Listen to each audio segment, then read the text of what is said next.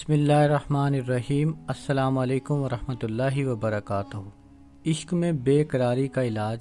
अगर कोई शख्स, कोई लड़का या लड़की किसी से बेहद मोहब्बत करते हों और बदले में आपका महबूब आपसे नफ़रत करता हो, आपसे बात ही ना करता हो, तो ये बहुत तकलीफ़ दे अमल है।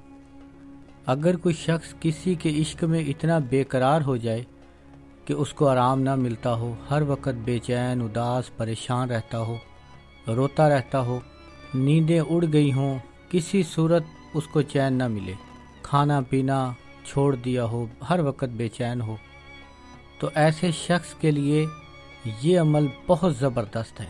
इस अमल को करते ही दिल को सुकून मिल जाएगा, महबूब से फ़ौरन राब्ता हो जाएगा। जो कैफियत आपकी होगी वो कैफियत आपके महबूब की होगी, आप ठीक हो जाएंगे। यानी जितनी मोहब्बत, जितनी बेचैनी आपको है, इंशाअल्लाह इस अमल से वही बेचैनी आपके महबूब को होगी और आपका दिल आपके महबूब की तरह हो जाएगा। ज़बरदस्त अमल है। इस अमल में कोई शक की गुंजाइश नहीं। ये अमल हफ्ता और मंगल के दिन के अलावा किसी भी दिन मुश्तरी या ज़ोहरा की साथ में सफ़ेद कागज़ पर काली स्याही से लिखें। तलीसम लिख कर तलीसम के नीचे नाम लिखें, शदीद अलहुब, महबूब का और उसकी वालदा का नाम। अगर महबूब की वालदा का नाम मालूम ना हो तो सिर्फ महबूब का नाम लिखें। नाम लिखते वक्त महबूब का तसव्वुर रखें। अलाहुब आगे तारीब अपना और अपनी वालदा का नाम लिखें। ये तलीसम मुकम्मल करें और इसको आप चलते हुए पानी में बहा दें, फ़ौरन असर करेगा इंशाअल्लाह।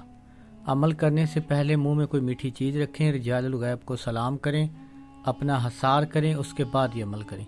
अगर आपको रिजालुल गैब की, हसार की या साथ की समझ ना आए तो आप मेरे दूसरे चैनल पर वो वीडियो देख सकते हैं। जो लोग अमलियात का शौक़ रखते हों, अमलियात सीखना चाहते हों, तो वो मेरा दूसरा चैनल देख सकते हैं। उस चैनल का लिंक आपको डिस्क्रिप्शन में मिल जाएगा।